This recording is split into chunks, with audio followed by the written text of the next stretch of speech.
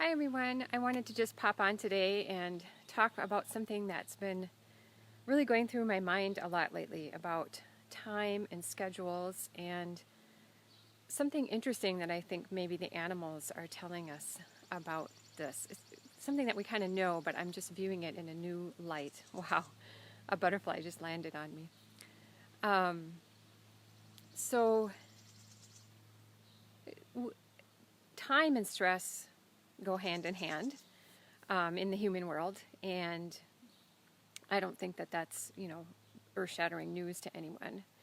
But I was just realizing, as so many people, like my friend Joe Courtney, has been talking a lot about the energetic shift in humans from 3D to 5D, and how a lot of 5D is getting rid of the time, like past, present, and future are more meshed, and this constant stressful sense of time kind of receding. And it's making me think a lot about time and how, we always say, most people say that animals love their schedules. They want to be on a schedule. They want to know when they're going to get fed and know when they're going to go for a walk. And we're always talking about how animals need a schedule. And as I've been just increasing my awareness, I mean, I'm doing a lot of teaching right now about energy and the forces that we feel and noticing the forces that we feel. So I have a very heightened awareness of this anyway. But when you combine that with an awareness of time, I'm starting to notice that I don't believe animals do like their schedules. I think their schedules totally stress them out. And I think the humans like the schedule. I don't think it makes us feel good inside, but the logic fear part of our brain wants to know when things are going to happen and that they're going to happen. But the reason I say animals don't like the schedule, well, first of all, why do we typically say that animals do like their schedules? It's because after we feed them, there's a calm, right? And we love that. We're like, oh, thank God. But what is that calm from? It's from a frenzy and an anxiety and a nervousness that had happened just preceding that. Otherwise, we wouldn't really have been relieved by the calm, and we wouldn't be saying, oh, they like it. And because we feel better, whew, thank goodness, the energy level has subsided and we feel better now that they got fed. We'll just use feeding as an example. But the reason that we notice that better feeling, that relief, that goodness, is because they had gotten to some level of stress and anxiety. And this is not just true when you're late. We always blame it on, I'm 2 minutes late to feed them. I'm 5 minutes late to feed them. I fed them at a different time yesterday. That's not what it's about. Animals start anticipating. I think anticipating is a humanizing word. It's probably not quite the right word, but they start behaving like they're going to get fed, a significant amount of time before the actual moment is. Even if you feed them at exactly 6 o'clock every day, at 5:45, they're going to start behaving like they know 6 o'clock is coming, right? So their stress level starts going up. And then we feel good about feeding them on time because what you notice is that stress coming back down again. And so I can definitely make the case that a strict schedule of when you go for a walk, when you get in the car, when you go take them out to go potty, when they get fed, actually causes spikes in stress and anxiety before we get the relief. And those spikes wouldn't really need to be there if we didn't have these strict schedules that our human brain likes to have. But what's interesting to me is I started thinking about why. Is that bad, and why would it be different? Why would an animal that's living more naturally not experience the spike and relief, even though they tend to eat at the same times? Like my cows, when left free to graze, I do daily rotational grazing, but outside of that, they kind of have a schedule that they follow. And actually, I don't move them at the same time by any stretch every day. I move them at different times because of my schedule. I have a weird schedule. So they're not really on a 10 o'clock we get moved kind of schedule. It's more free. But then within that, they tend to graze heavily at the same times each day, and to just relax and chew cud at the same times each day.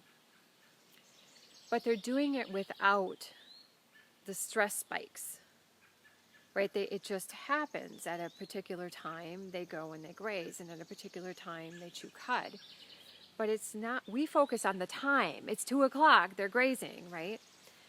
But the reason I believe, now that I'm observing it, that they're not getting the spike, the stress spike, correlating with that, is because they're not eating because it's 2 o'clock. They're eating based on internal and external environmental signals, which are going to happen because the earth operates in cycles. You know, the sun and the moon and heat and the cold and darkness, light, all these things happen in cycles. So they're going to happen at similar times each day, but they're happening for a different reason. They're happening because of environmental cues. And it could be the internal environment, like I'm hungry. But one reason that cows typically graze in late afternoon is because the sugars in the grasses are the highest at that point in time because they've had the most sun during the day. So the grasses are the sweetest and provide the most calories in late afternoon. And you'll typically find cows going out to graze, but without the stress spike of it's 2 o'clock or it's 3 or 4 o'clock, it's time to graze. They just get up and go do it. And, they're chewing cud at noon and 1 o'clock, and during the heat of the day, they're laying perhaps in the shade or on the ground where it's cooler and just chewing their cud. But they don't go, it's time to chew cud, and they don't get stressed out first and then go chew their cud. It's just, they're just flowing with the energy.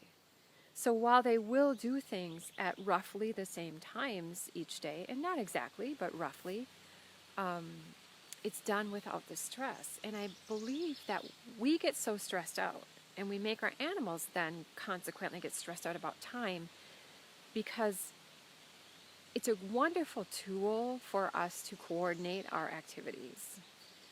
But then when we start doing things because it's a time instead of because we had a signal to do it, I believe that's stressful because we lose all touch with the energy, right? We've lost touch with our feel of what's going on in the life, and now we're doing it by a device, by a mechanical or electronic device telling us to do it.